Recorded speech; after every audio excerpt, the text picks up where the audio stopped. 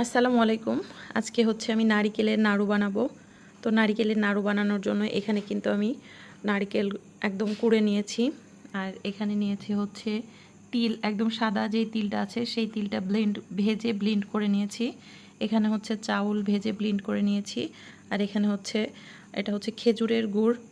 তো আমি এগুলা হচ্ছে দিয়ে আজকে নারিকেলের নাড়ু তৈরি করব।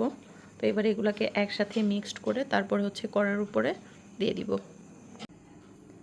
এখানে এই যে দারুচিনি আর হচ্ছে এলাচ দিয়ে দিয়েছি।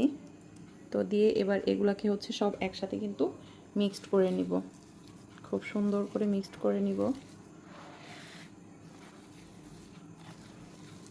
আপনারা এভাবে কখনো নাড়ু বানিয়েছেন কি না সেটা কিন্তু আমাকে কমেন্ট করে জানাতে পারেন।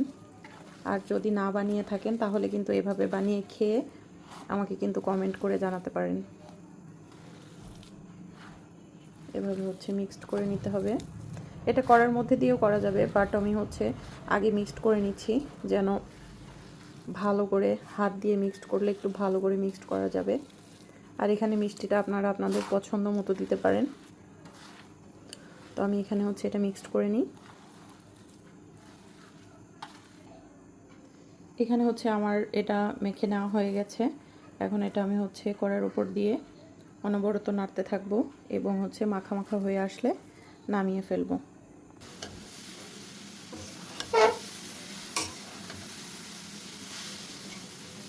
এভাবে হচ্ছে নাড়তে হবে। নাড়তে যখন একদম আঠালো হয়ে যাবে তখন জাস্ট নামিয়ে ফেলতে হবে।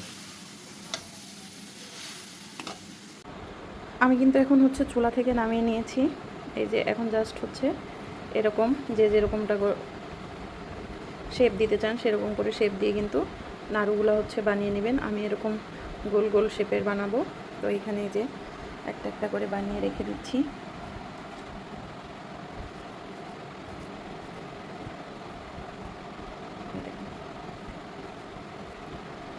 ভালো লাগছে কিন্তু। তো এইভাবে হচ্ছে আমি সবগুলো নাড়ু বানিয়ে ফেলবো গরম গরম।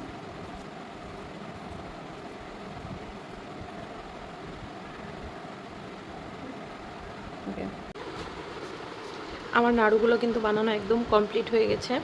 এটা হচ্ছে নারিকেল দিয়ে তিলের নাড়ু। এই যে মোটা এতগুলো নাড়ু হয়েছে। তো আমার নাড়ুগুলো দেখতে কেমন হয়েছে এবং খেয়ে তো আপনারা বলতে পারবেন না, তো যার জন্য দেখতে কেমন হয়েছে সেটাই শুধু বললেন। আর আমি খেয়ে দেখেছি, আলহামদুলিল্লাহ খুবই টেস্ট হয়েছে। তো আল্লাহ হাফেজ।